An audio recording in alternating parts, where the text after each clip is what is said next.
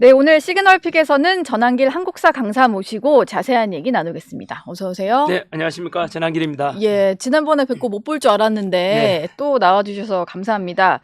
하나 말씀드려야 될 게 계속 왜 전한길 쌤만 부르냐라고 하실 것 같아서 저희가 황연필 한국사 강사에게도 연락을 해서 뭐 반대 입장이신 것 같아서 좀 들어보려고 했는데 인터뷰를 거절을 하셨어요. 그래서 황연필 강사도 혹시 좀 출연을 원하시면 저희가 시그널에 모시겠다는 말씀부터 먼저 드리겠습니다.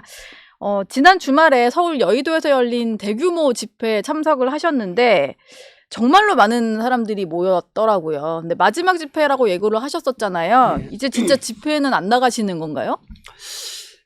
일단 뭐 집회 먼저 말씀드리면은 3일절 날 뭐 다들 TV 프로나 보셨으면 아시겠지만 윤석열 대통령을 탄핵을 찬성한다는 쪽보다 윤석열 대통령 탄핵을 반대하고 그리고 직무복귀해서 국가 시스템을 정상화시켜야 한다라는 집회 인원이 그 10배 가까이 그죠? 예. 더 많이 왔죠. 그게 저는 국민의 민심이 드러난 것이다라고 보거든요. 네. 그래서 그거를 민주당이나 또는 이쪽에서는 좀 두렵게 봐야 되지 않겠나. 헌법재판소도 마찬가지로 이게 국민의 뜻이구나. 예. 그렇게 받아들이면 좋겠고요. 두 번째는 그게 아마 왜 그런 게 많이 가면 갈수록 집회 가면 갈수록 자꾸 탄핵 판정이 늘어나고 있잖아요.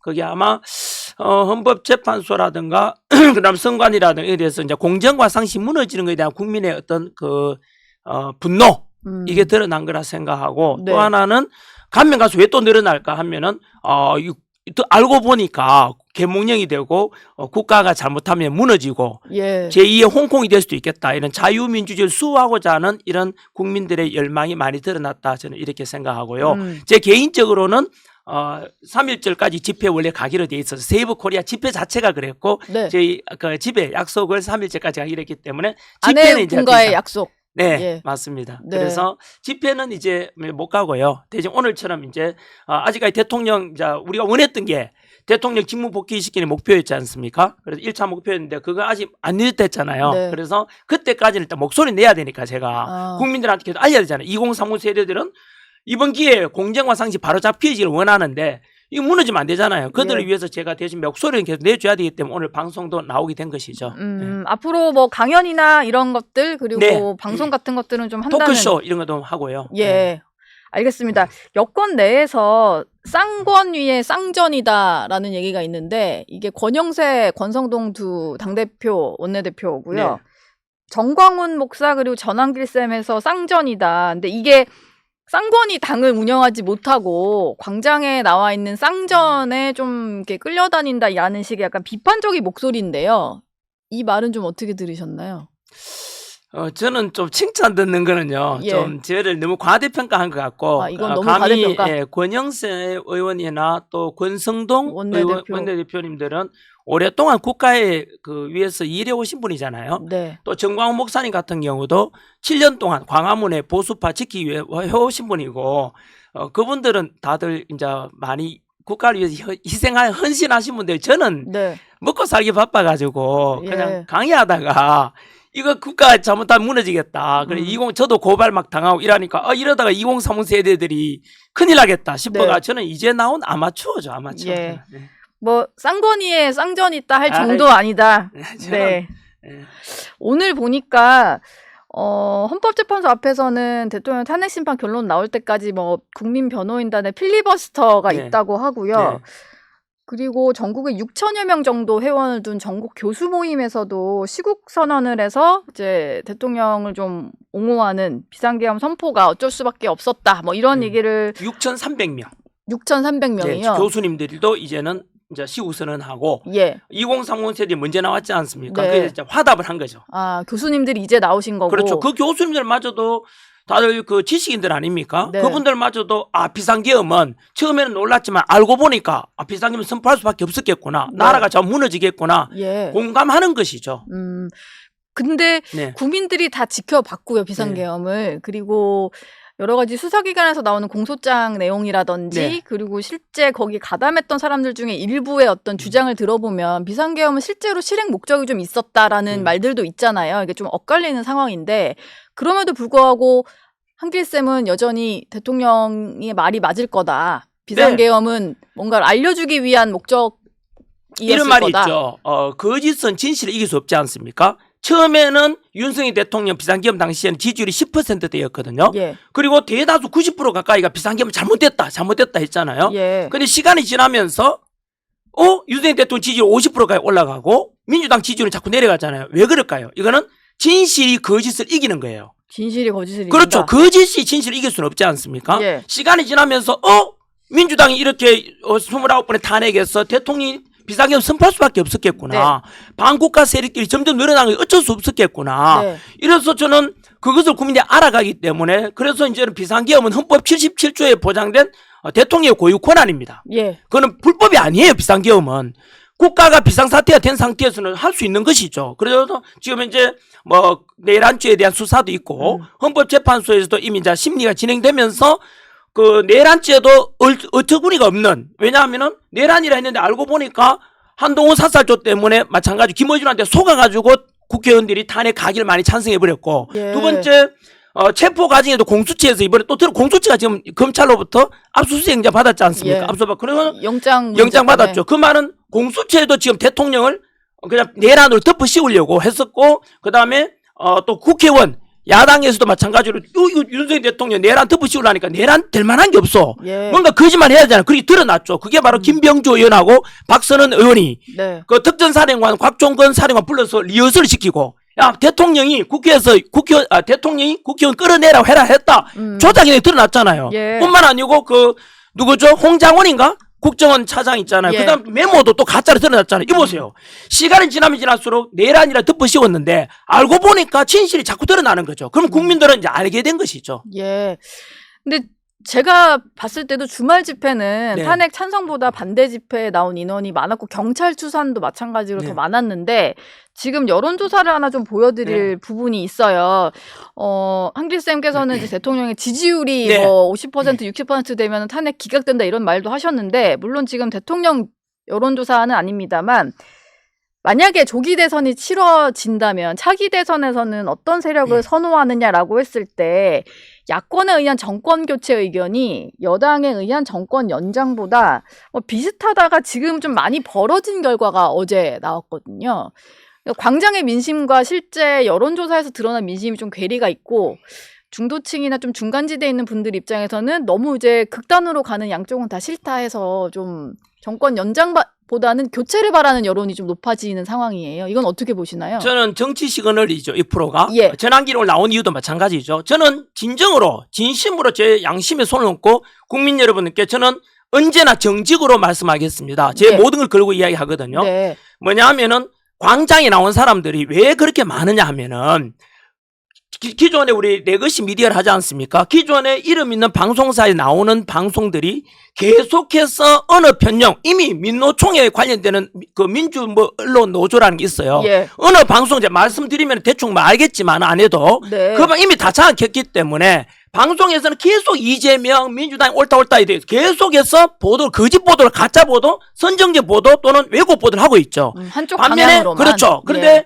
예전에 박근혜 정부 때 이래가 대통령 탄핵시켜버렸잖아요. 예. 여론을 몰이하니까 지금도 여론몰이에요. 사실은 지금 포털 들어가 보면은 완전히 그 좌파 쪽 언론들이 완전히 도배가 돼가지고 목숨 걸고 싸우고 있어요. 윤석열 대통령 주저앉히려고. 예. 국민들은 지금 속고 있는 거라고 저는 봅니다. 방송사도 하나같이. 그래서 여론조사도 지금은 그것이 반영됐다고 봐요. 이 말은 뭐냐면 실질적인 국민들의 정서가 또는 여론이나 지지가 100% 반영되지 못하고 있다고 저는 봐요. 그래서 전환길에 올라와서 목소리를 내는 이유는 국민 여러분 이것이 진실입니다. 전환길이 뭘 놓고자 하기 위해서 제가 거짓말할 필요가 없지 않습니까? 예. 제가 국회의원 하락하는 것도 아닌데 저는 학원 강사인데 그러면은 넣는 것이 진실인지를 저는 알리기 위해서 나오지 않습니까? 네. 그것처럼 저는 지금 현재 계속해서 조기 대선 계속 방송하면 사람들이 민주당이나 흔히 하는 그 괴벨스가 이야기하는 것처럼 거짓말도 반복하면 진실이 된다고 믿기 때문에 계속해서 보도를 여론몰이 하는 거예요. 예. 그래서 저는 여론이 그렇게 해서 나왔다고 저는 생각을 해요. 네. 여론조사에 대해서는. 하지만 실질적인 국민들의 정서는 저는 개인적으로 국민 한 사람을 만나보면은 그것과 달리 국민들이 윤석열 대통령에 대한 지지율이 60% 훨씬 넘었다고 저는 생각하고 있어요. 이거는 제 개인적인 생각이 아니라 예. 저는 일단 여론조사 나오는 그런 프로 아까 말했듯이 여론몰이 하고 있거든요 지금요. 예. 그래서 저는 그에 동의할 수가 없습니다. 광장에서 느끼신 민심은 또 다르실 수 있으니까. 그렇죠. 네. 광장뿐만 아니라 일반 국민들의 정서는 저는 그렇다고 봐요. 예. 민주당이 일단 3.1절 집회에 참석한 국민의힘 의원들이 상당히 많았는데 극우 정당을 자처한다 이런 비판을 했고요. 그리고 전한길 선생님이 얼마 전에 윤상현 의원 과 함께 기자회견장에 쓰신 적이 있잖아요. 근데 전한길 쌤을 국회로 데려와서 기자회견을 했다고 윤상현 의원은 윤리위에 제소하겠다라고 했거든요. 왜 이러는 걸까요, 민주당은? 민주당은 지금 점점점 불안하죠. 왜냐하면 이재명 대표의 사법 리스크는 점점 커지고 있고 예. 윤석열 대통령 지지율은 거꾸로 자꾸 올라가고 있고 탄핵 반대하는 쪽의 여론도 점점 자꾸 높아지니까 얼마나 불안하겠습니까? 거기다 전한길이 등장해서 윤석열 대통령 살려내야 된다. 예. 국가 체제를 지켜야 된다. 자유민주 지켜야 된다 하니까 이재명 대표나 민주당에서 얼마나 불안하겠어요. 그러니까 전한길을 주저앉혀야 돼. 네. 그러려면 전한길에 대해서 이 사람 뭐지? 저는 전한길은 진실만 말한다고 하니까 자꾸 국민이 알아버리고 그러면 그 사람 입장에서 한번 생각해보세요. 전한길 어떻게 하면 이 자식 이거 주저앉히지? 그래 음모론으로 덮어씌우자. 극우로 덮어씌우자 하는데 극우는 언제나 폭력성을 동반하잖아요. 예. 전한길은 한 번도 폭력을 지지하지도 않고 앞으로 지지하지 않습니다. 그리고 제가 나왔던 집회가 7번 있었는데 네. 단 한 건의 폭력 없었습니다. 극우라고 말할 수 없죠. 그러면 예. 그들은 어쩔 수 없이 극우로 몰이해야만이 되는 건데 그러면 극우로 보이려면 그들이 극좌파라는 뜻입니다. 네. 그래야만이 이쪽 극우로 보일 거. 두 번째는 자꾸 음모론이라 하잖아요. 네. 전한길에 대해서 말을 신뢰하지 마세요. 국민 여러분. 전한길은 선동하고 있었는데 누가 선동하는데 예. 전한길은 있는 그대로 이야기하는데 그래서 저는 민주당 지지율이 떨어지고 이재명 대표의 사법리스크 커지니까 안절부절 못해가지고 나오는 자꾸 있잖아요. 예. 뭐 프레임 씌우기 저는 이렇게 봐요. 프레임 씌우기다. 거짓말들이죠. 그들이. 예. 일단 헌법재판소와 관련해서 불의한 재판관들이 네. 뭐 실명까지 거론하시면서 연일 비판을 하고 계시는데 어제 보니까 마은혁 후보자 임명을 반대하면서 이제 무기한 단식 농성에 들어간 박수영 국민의힘 의원을 만나고 오셨더라고요. 네네. 국회까지 가셔서 직접 가신 이유가 있습니까? 원래 아는 사이세요? 아니요, 전혀 모릅니다. 예. 제가 또 검색해보고 갔습니다. 사실은 예. 박수영 의원이 어떤 사람인가 어떤 했어요. 이력인지. 왜냐하면 혹시나 또 좀 뭐 윤리도 좀 문제가 있는 사람이 있을 수도 있잖아요. 예. 어쩌서 보니까 괜찮은 사람이더라고, 네. 굉장히. 예. 그리고 두 번째는 혼자서 국회 지금 단식이라는 게 원래 가장 극단적인 어떤 저항 방법 중에 하나지 않습니까? 되게 용기가 있는 분이다, 이분. 그래 검색해보고 그래 내가 그냥 언론 동원한 것도 아니거든요. 예. 조용히 가서 그래도 저는 또 2035 세대에 저를 많이 또 응원하고 있으니까 박수영 의원이 혼자가 아닙니다. 이런 그 결기 보이는 것은 많은 국민들이 함께 지지하고 있습니다. 예. 그리고 저도 실제로 저도 나도 가다 말까 생각이 있었습니다. 뭐 마은혁 임명되면 안 되거든요. 단식에 가담할까? 네, 그 생각 예. 했는데 아직 수업이 있으니까 예. 학생들한테 막 굶고 가서 이렇게 하면은 또 그거는 그렇죠. 네. 학생들에 대한 도리가 아닐 것 수업을 하셔야 같아가지고 되죠. 예, 그래서 동참은 못했는데요. 하지만 국민의 뜻 그리고 저는 그 의원도 굉장히 높이 평가하고요. 국민의힘 의원들이 더욱더 윤석열 대통령 같이 살려내자. 같은 우리 한편 아니냐. 네. 더 나서 주길 저는 바랍니다. 좀 뻔 좀 받았으면 좋겠어요. 박수영 예, 의원이. 혼자 외롭게 두지 말고 그렇죠. 좀 네. 했으면 좋겠다. 이 발언을 좀 여쭤보고 싶어요. 물론 전한길 선생님의 어떤 집회 발언을 보면 네. 좀 세다라는 느낌도 받기는 네. 합니다만 뭐 폭력을 막 지지하시거나 그거를 막 선동하신 적은 없는 것 같은데 다른 집회이긴 한데요. 광화문에서 있었던 3.1절 집회 때 서천호 국민의힘 의원이 뭐 헌재와 공수처 선관위를 처부수자 이런 말을 했어요. 근데 이걸 가지고 또 민주당에서 한참 비판을 하고 또 김용현 전 국방장관 같은 경우도 옥중 편지가 이제 공개가 됐는데 헌법재판관을 처단하자 뭐 이런 얘기. 처부수자, 처단하자 이건 좀 너무 과격한 발언인 것 같긴 하거든요.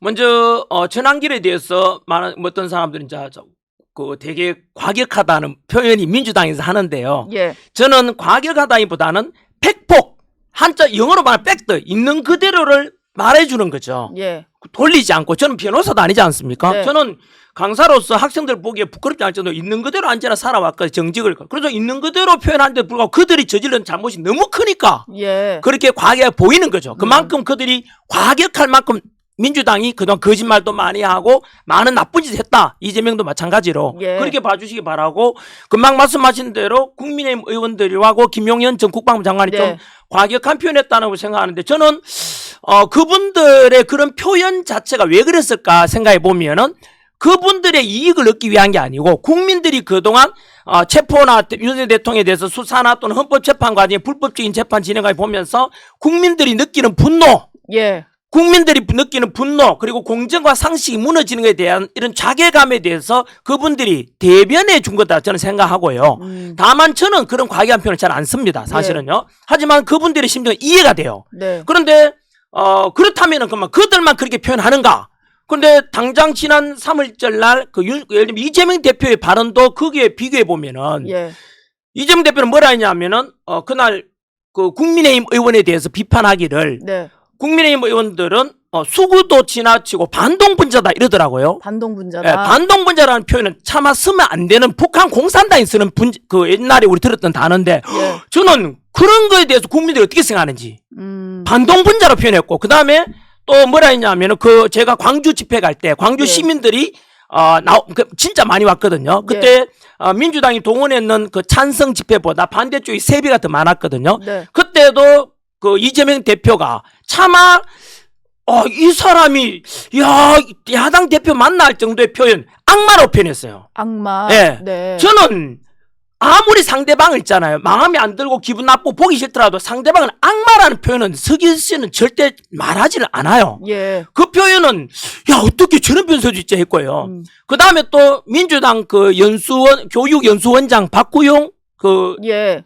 마찬가지로 네. 원장이 2030 세대들은 말라 비틀어지게 해서 고립시켜야 한다 했거든요. 네. 저는 그런 표현들하고 아까 말씀하신 국민의힘 의원들이 약간 과격한 표현이 있었다. 처부수자 뭐 이런 처부수자 것들. 이런 거는 국민의 분노를 대신에 표현하는 것이라고 저는 생각하고 예. 반면에 이재명 대표나 박구영 이러는 사람들의 의견은 국민을 공격하고 있잖아요. 네. 아까 말씀드린 대로 국민의힘 의원들은 공정과 상식이 무너진 국가기관에 대해서 헌법재판소나 선관위나 이런 것에 대한 비판이라면 이재명 대표는 공격 대상 국민이었어요. 국민을 대상으로 악마라 그러고 그리고 국민의힘 대해서는 물론 그 반동분자라 그랬고 예. 그건 국회의원한테 했는 표현이고 그 다음에 박구용 그 사람도 마찬가지로 네. 민주당 교육원장이 말이야 국민을 대상으로 2030은 말라 비틀어지게 해야 돼서 고립시켜야 된다 이런 표현을 볼 때 국민들 입장에서는 누가 더 국민을 생각하는지에 대해서 한 번쯤은 판단했으면 좋겠어요. 지금 헌재를 향해서 불신하는 목소리가 상당히 높은데 어쨌든 탄핵 심판은 결론을 향해서 가고 있잖아요. 선고만을 남겨둔 상황인데 오는 17일에 헌재가 일정을 비워놨다 보니까 그 전에 선고가 내려질 것 같다라는 예상이 좀 네. 나왔거든요. 선생님 보시기에는 언제쯤 결론이 나올 것 같으세요? 5월 14일 다음 주나 그죠? 그다음 3월 15일 14일. 3월 그래서 네. 3월 14일 한 2주 정도 남았다고 생각하고요. 그 기간에 아마 그 심판이 날 거라 보는데요. 결론을 혹시 어떻게 저는 예상하시는 게 있어요? 100% 무조건 각하를 봅니다. 각하하는 게 맞다고 보고요. 예. 지금 제가 방송 나와서 하는 이유가 뭔데 이게요. 저를 알리기 위한 게 아니고 네. 바로 국민 여러분들께 헌법재판관들도 이 방송 볼 수 있지 않습니까? 예. 그들에게 저는 호소하고 싶은 거고 그래서 저는 이번 심판이 대한민국 발전하느냐 주지 않느냐 두 번째 국민들이 두 조각 나서 분열되느냐 통합되느냐 세 번째 헌법재판관들 그들마저도 살아날 수 있을까 없을까 헌법재판소가 존재할 수 있을까 없을까 세 가지가 결정되는 굉장히 중요한 심판이라고 이번에 봅니다. 예. 박근혜 정부 때 그 당시에 탄핵 인용하고 다르거든요. 그때는 국민들 90%가 탄핵을 원했거든요. 박근혜 대통령이나 지지율이 10%가 안 됐기 때문에 이 8대 0으로 100% 전부 다 똑같이 인용해버렸잖아요. 국민들은 여론이 90%가 그걸 원했기 때문에 결국은 헌법재판 그랬지만 지금은 안 그렇단 말이에요. 예. 지금은 윤석열 대통령에 대한 지지율이 50% 넘었고 그리고 두 번째는 8명의 재판관들이 이미 공정하지 못하고 정치적 중립성을 신뢰할 수 없다는 국민이 50% 또 넘었어요. 예. 그리고 불의한 재판관들 또 한 번 더 말씀드리면 우리 문영배, 이미선, 정정미, 정계선 이런 사람들이 좀 다 예를 들면 3명 우리법 연구회 소속의 나 또는 국제인문연구회 소속인 문영배, 이미선, 정계선 이런 편향된 좌편향된 사람들이 과연 자유민주주의를 지키고자 하는 우리 대통령을 탄핵 심판 인용하고 파면시킨다면 국민들이 납득할 수 없다는 거죠. 첫 번째가 예. 말씀드린 대로 3가지. 네. 첫 번째는 그 불의한 재판관들이 이미 그 뭐랄까 신뢰를 상실했다, 공정성 상실했다. 두 번째는 허영 교수님이라고 계시지 않습니까? 예. 허영 교수님 검색해 보시면 대한민국의 헌법학자 1인자예요. 예. 그 허영 교수님이 말씀하시기를 헌법재판소에서 재판 진행 심리 과정에서 10가지나 되는 불법이 나타났다 하거든요. 첫 번째는 우리 국민들 많이 아시는 원래 국회에서 탄핵 소추 의결할 때는 내란 혐의로 이제 그 대통령을 탄핵시켰지 않습니까? 예. 그래서 헌법재판소에 맡겼는데 그 헌법재판소에서 내란죄를 빼자 그랬잖아요. 그 예. 내란죄가 실제로는 전체 80% 비중을 차지한대요. 네. 그러면은 이 헌법적 이미 첫 번째가 잘못된 거고요. 네. 각하해야 될 이유고. 두 예. 번째는 아까 말씀드린 10가지 불법이 있었다라고 허영 교수님이 지적했어요. 네. 허영 교수님 말씀하시기를 이런 상태에서 탄핵 인용해버린다면 헌법재판소는 가루가 되어 사라질 것이라고 했어요. 가루가 되어서 네, 그거는 전환길 표현이 아닌데 너무 언론에서는 무서운 표현인데요. 가루가 된다는 것은요. 예. 뭐 건물이 산산조각이 나는 게 아니라 예. 존재 자체가 의미가 없다 이 뜻이 되겠죠. 국민의 신뢰를 받지 못하는 그렇겠죠. 기관이 되어버릴 것이다. 그리고 세 번째가 아까 말씀드린 대로 대통령 지지율 50% 넘었기 때문에 박근혜 네. 대통령하고 다른 거죠. 예. 다시 정리하면 그래서 첫 번째는 이미 헌법재판관들이 국민들로부터 이미 많이 신뢰를 잃었다. 네. 그리고 두 번째는 재판 심리 진행 과정에 불법적인 게 10가지가 있었다. 그리고 세 번째 국민의 지지율이 이미 윤석열 대통령 지지율 복귀를 바라는 게 50% 넘었으니까 이 세 가지 속에서 만약에 그 헌법재판관들의 심판 인용된다면은 국민들은 두 줄안 알겠죠. 왜냐하면은 우리 저도 그렇고 못 받아들입니다. 이거는 예. 이거는 제2의 저는 4.19 혐의 일어날 거라 보거든요. 왜냐하면 불이한 게 결정된 거잖아요. 3.15 부정선거에 한 거에서 4.19 혐의 일어났다고 하고 네. 우리 헌법은 누구 편이죠?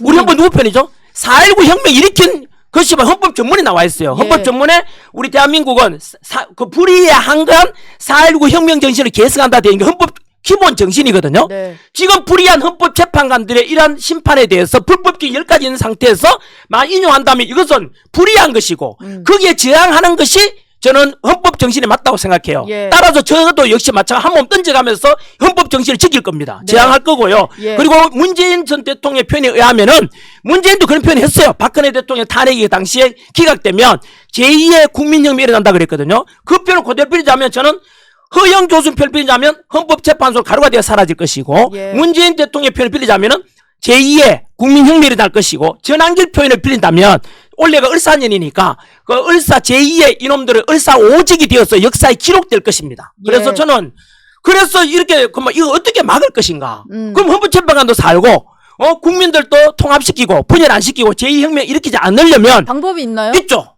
그거는 기각도 아니고 예. 심판 인용도 아니고 각하시키면 돼요. 아. 각하를 해버리게 되면은 이거는 헌법재판소 온 사유 자체가 있잖아요. 이거는 무효가 되는 거예요. 그냥 양쪽에 뭐 인용이다, 뭐 기각이다 네. 이런 양쪽 양비론이 아니라 중간에 네. 그냥 뭐 요건이 뭐 안 된다고 해서 그렇죠. 각하시키는 이런 그렇죠. 것처럼. 탄핵 소유 요건이 안 된대요. 그러면 각하시켜버리면 네. 그들도 살아날 수 있고 헌법재판관들도 국민들도 마찬가지. 왜냐하면은 봐요.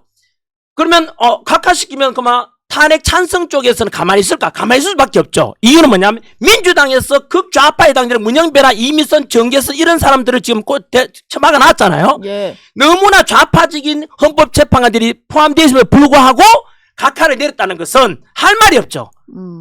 예? 탄핵 찬성이나 민주당도 할 말이 없죠. 왜? 자기들 원하는 대로 다 꽂아놨는데 불구하고 오죽 이게 잘못됐으면 각하시키겠냐 해서 예. 그들은 승복할 수밖에 없는 거죠.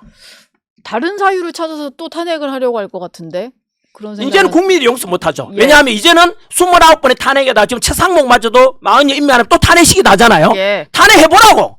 탄핵해보라고. 그들 탄핵 전문가잖아. 더불어 예. 탄핵당이잖아요. 그리고 이제 추가로 탄핵한다면 민주당은 진짜로 가루가 되어 사라질 거고 예. 국민들은 다 등 돌릴 거라고 저는 봅니다. 제가 근데 선생님 말씀 중에 저희가 그 여론조사를 말씀하시면 네. 이게 근거를 찾아서 보여드려야 되는데 사실 그래서 조금 더 이제 바로잡자면 네. 대통령의 어떤 지지율 조사는 네. 일부 기관에서 하다가 요즘에는 최신 공표된 거는 없는 것 같고 안 하죠. 왠지 아십니까? 그리고 그것 또한 마찬가지 그들의 네. 프레임입니다. 예. 왜 최근에 와서는 윤석열 대통령의 지지율을 안 묻죠? 그냥 국민의힘 지지를 바라냐? 지지하느냐? 민주당 지지하느냐 하고 예. 그다음 그리고- 탄핵 인용을 바라느냐? 탄핵에 대해서 각하 또는 뭐 그 네. 기각을 바라느냐라고 묻고 이것도 마찬가지 프레임입니다. 그리고 조사 기관마다 이제 탄핵 인용을 원하는 곳이 조금 더 높은 네. 곳도 있고 뭐 그렇다는 것들은 좀 정정을 드리겠습니다. 자, 저는요 분명합니다. 예. 그거는 언론 프레임이라 보고요. 예. 한 번 더 말씀드리지만 최근에 와서는 윤석열 대통령 지지율을 안 묻습니다. 왜 안 네. 물을까요?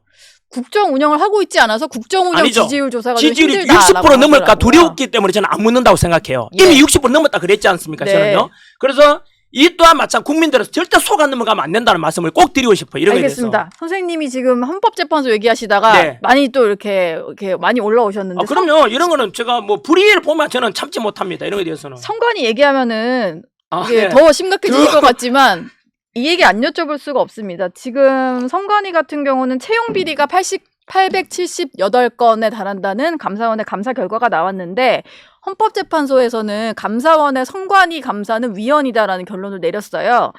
그래서 앞으로 뭐 헌재가 회계감사 이런 건 할 수 있다는데 나머지 뭐 이런 인사나 이런 문제에 대해서는 감사를 전혀 할 수 없게 된 상황인데 어떻게 네, 저는 보셨습니까? 예. 2030 세대들을 가르쳐 온 강사로서 참 이번 선관위는 한마디로 조폭 마피아와 똑같은 존재입니다. 선관위가 완전히 비리의 종합 세트이자 예. 이거는 존재가 없어져야 될 존재만큼 비리가 나타났죠. 어느 국민이 용서하겠어요? 세 단계로 이번에 국민들이 화가 나거든요. 네. 1단계는 금방 말씀하신 대로 채용 비리에 관한 거. 채용 비리 뭐냐면은 제 제자들은 국어공무원 대가 선관위에 들어가려고 목숨 걸고 공부한단 말이에요.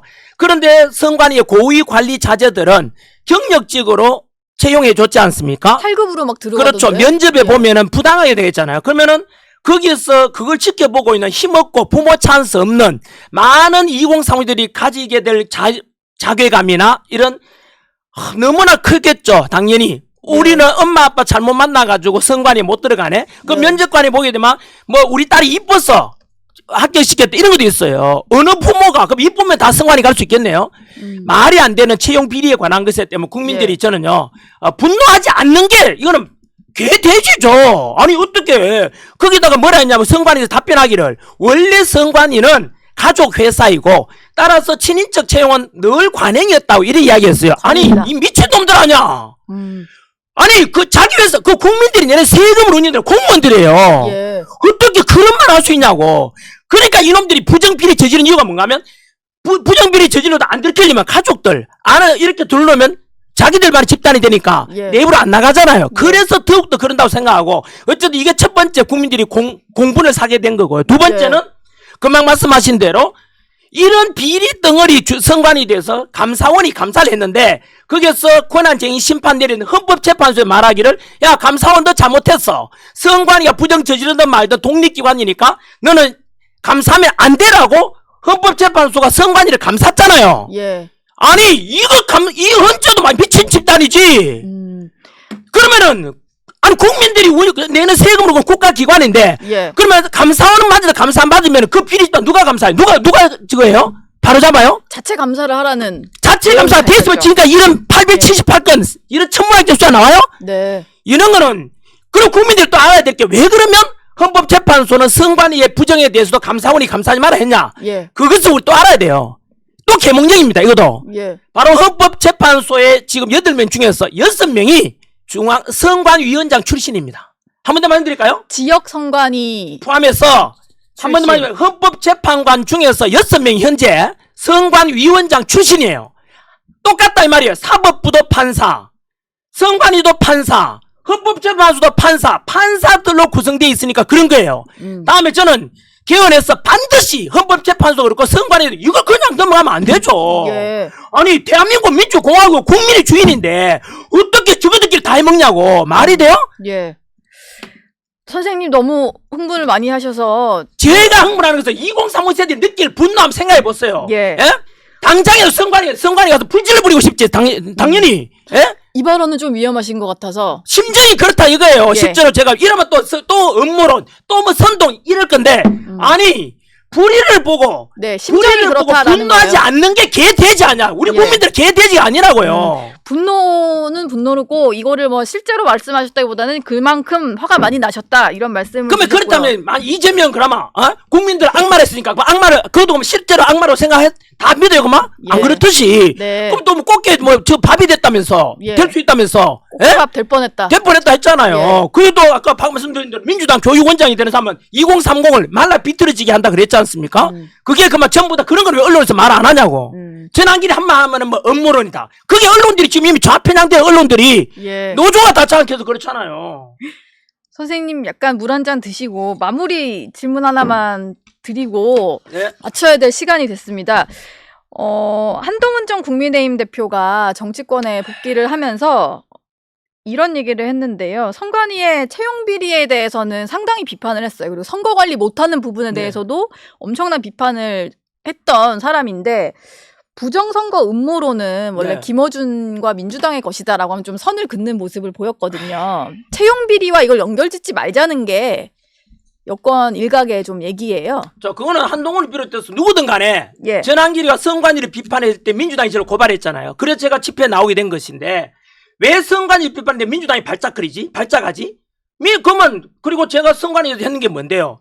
뭐 이거 우리 지금까지 선관위 문제가 많았지 않습니까? 네. 뭐 그 투표함 관리라든가 사전 선거에 대해서 의혹이라든가 전산 조작에 관한 거, 서버 관리에 대한 거 이런 것에 대해서 다 개선하자. 그래서 네. 대만식처럼 대만은 투표함 이동이 없어요. 네. 그 자리에서 투표와 개표와 집계가 다 이루어져요. 얼마 전에 지난달에 불과 2주 전에 독일 선거가 있었잖아요. 독일도 수개표와 수투 다거든요. 그 5,300만 투표자가 8시간 만에 수작업으로 다 끝내요. 네. 전산 안 합니다. 네. 독일도 첨단 그 선진국이고 대만도 IT 강국이고 반도체 수출 세계 1등 국가인데 왜 전산을 안 하죠? 왜 그 자리에서 투표함 이동 없이 사전 투표 없거든요. 왜 그러지? 전환길이가 그렇게 하자 하는 거예요. 지금도 개선해야 돼요, 우리나라는. 예. 왜냐하면 부정성 의혹이 있을 수 있잖아요. 예. 그런데 부정성을 처음에 전환길이 이야기할 때 민주당이 저를 고발한 이유가 왜 음모론이냐, 음모론. 음모론이라고 말하는 사람이 거짓말하고 있죠. 왜? 네. 이영돈 PD. 혹시 영상 보시는 국민 여러분, 이영돈 PD 유튜브 영상 보십시오. 벌써 이틀, 하루 됐나? 100만 건 넘었거든요. 이영돈 전 KBS PD가 방송에서는 불가하니까 유튜브 올렸어요. 그게 뭔지 예. 아세요? 제가 저보고 이 방송이었잖아요. 네. 전에 국회의원 모 의원이 저보고 야 부정성 관련해서 뭐 TV 토론하자 그랬거든요. 제가 뭐라 했냐면 아니 고등학교만 졸업해도 TV 토론할 주제가 있고 할 주제가 있어요. 뭐 우리 앵커분 잘 아시겠지만 고등학교 그 지식만 돼도 원래 사회 문제는 두 가지가 있거든요. 사실 문제와 가치 문제가 있어요. 예. 사실 문제라는 것은 자 이게 물이냐 기름이냐 이게 사실 문제예요. 예. 예? 이거는 물인지 기름인지 맛이 보고 조사하면 알잖아요. 네. 가치 문제는 예를 들면 우리가 국민연금 제도를 어떻게 하지? 개선 어떻게 하지? 이거는 토론 주제죠. 가치 문제니까. 예. 옳고 그름에 관한 거죠. 네. 이거는 진짜냐 가짜냐 문제냐 기름이 부정선거에 관한 것은 가치 문제가 아니에요. 사실 문제거든요. 저희가 이거는 네. 증거만 조사하면 바로 나오는데 그 이영돈 PD가 올린 게 증거 조사예요. 이거를 한번 전산 자료가 네. 사전 선거가 너무나 부정에 대한 심지어 그렇게 일어날 확률이 1경 이상의 천문학적인 관이 나온다 하거든요. 제가 이거를 얘기를 하다 보면 저희가 마무리를 못 아, 할 예, 것 알겠습니다. 같아서 마무리 좀 정리를 짓게요. 할게요. 그리고 이제 한동훈에 대한 이야기 말씀- 나왔으니까. 예, 그 아까 말씀하신 것 중에서 네. 일단 부정선거에 대해서 결론을 지으려는 건 아닙니다만 어쨌든 나와 있는 것은 네. 대법원의 어떤 판결문도 있고 하니 그 증거를 대고 좀 얘기를 했으면 그럼요. 좋겠다는 거에 대해서 증거를 대면 끝이에요. 이거는. 예. 그 이영돈 PD가 제신 게 증거예요. 이거는 토론 주제가 아니고 사실이 증거 제시하면 끝이잖아요. 그렇죠. 선관위가 아직까지 명확하게 뭔가 이제 증거를 못 대고 있다는 그렇죠. 게 부정선거 믿으시는 분들의 주장인데 일단 뭐가 선관위는 돼요? 할 수 있는 설명은 다 했으니까 네. 그 얘기를 하게 되면 저희가 정리가 안 될 것 같아요. 좀 짧게 넘어가고. 말씀드릴게요. 한동훈도 예. 마찬가지고 예. 음모론이라 말하고 있잖아. 부정선거에 대해서 선거된 사람들은 그들이 전부 다 몰라서 그래. 무지해서 그렇고 두 번째는 득자는 놈이 범인입니다. 예. 이번 게 틀고 가자는데 왜 민주당은 우리 부정선거에 대해서 이야기만 하면은 얼마 전에 또 법 발의했어요. 전환길처럼 부정선거 의혹 제기하면 10년 이하 징역에 처할 수 있다는 법을 발의했대요. 예. 미친 거죠. 왜냐하면은 아니 부정 있으면은 오픈해보면 더 낫지 않나. 왜 득자는 놈이 범인입니다. 그거는 확실하죠. 예. 하지만 저도 그 다큐멘터리를 봤는데 네. 사전투표와 본투표의 어떤 투표 결과의 비율이 비슷해야 된다는 건 아직도 이해는 안 가는 부분이에요. 자, 그거는 FM 생각이고 네, 국민 이해를- 생각도 다를 수 있으니까 예. 저는 또 다음에 저도 2탄 영상 준비하고 있거든요. 네. 저 역시 마찬가지로 팩트를 가지고 보여주면 끝나는 거예요. 알겠습니다. 그럼 진짜 마지막 질문 드릴게요. 한동훈 전 대표 얘기를 왜 꺼냈냐면 사실 이거를 여쭤보고 싶었는데 네네. 지금 말씀하세요. 탄핵 반대 집회에 나오는 분들 입장에서는 한 전 대표를 배신자라고 보시는 시각이 꽤 많을 겁니다. 왜냐하면 최근에 또 책을 내면서 비상계엄 당시에 어떤 윤 대통령 입장에서 좀 불리할 수도 있을 만한 내용들이 책에 많이 담겨 있다 보니까 근데 한 전 대표가 그 탄핵 반대 집회 나오는 시민들을 향해서 대단히 미안하고 고맙다 뭐 이런 얘기를 했어요. 미안하고 그리고 고맙다. 네. 그리고 이재명 대표가 당선되는 걸 막아야겠다는 네. 같은 마음이다 뭐 네. 이런 얘기를 했거든요. 네. 여기에 대해서 좀 어떻게 생각하시나요? 저는 그 세 가지에 대해서 바람직하다고 생각합니다. 왜냐하면 일단 한동훈 대표는 김어준 그 한동훈 사살조 때문에 속아가지고 사실은 야당과 더불어서 지금의 윤석열 대통령 구치소가 갇혀 있게 된 원인 중에 하나가 사실은 한동훈을 비롯한 그 친한계가 찬성했기 때문이라고 국민들이 생각하고 있고 그건 탄핵에 팩트예요. 찬성해서, 예, 팩트거든요. 그러면은 한동훈 그 뒤로 어떻게 되냐면 이제 김어준 것도 가짜로 드러났지 않습니까? 예. 그럼 한동훈도 마찬가지로 아차 지금 국민들 정서 생각해 보니까 윤석열 대통령 자꾸 복귀시키라고 한동훈을 자꾸 뭐 배신자 이렇게 하니까 저는 이런 거에 대해서 한동훈 대표도 마찬가지로 전 대표도 지금 이제 반성을 하잖아요. 예. 원래 저도 그렇고 인간은 누구나 다 실수를 해요. 네. 그죠? 실수하니까 이거에 대해서 중요한 거는 반성하고 잘못했다라고 용서 구하면 저는 이제나요 가능하다고 보거든요. 네. 두 번째는 그 자세가 먼저 필요하고요. 두 번째는 아까 말씀하신 대로 까딱하면은 한동훈이 이재명 지지하고 이러면은 진짜 이거 돌아올 수 없는 강을 건너는 건데요. 그럴 것 같진 않던데요. 그렇죠. 그래서 네. 이재명 대표에 대해서 반대하고 그러니까 큰 거에 보면 우리가 보수 그 세력 장기 집권해야 되는 거 또는 권력 잡기 위해서 하나 뭉쳐야 되거든요. 예. 약간의 좀 불만 있고 하는 사람 뭐 어떻게 우리 한 배를 나온 아이들도 아들 딸이 당연히 성격도 다르듯이 보수 안에서 다양한 목소리를 낼 수 있지 않습니까? 예. 그래서 저는 그거에 대해서 한동훈 대표가 저는 그나마 감사하다는 생각이 들었어요. 그런- 이재명 지지하지 않고 예. 다시 돌아오는구나 생각이 들어가지고 예. 알겠습니다. 오늘 한기쌤과 하다 보니까 시간이 훌쩍 지났는데 그래요? 뭐 방송 앞으로 계속 하신다고 하니까 저희가 한번 또 모실 기회가 있을 것 같아요. 그래요? 네, 좋습니다. 오늘 말씀은 여기서 마무리하겠습니다. 예, 고맙습니다. 감사합니다.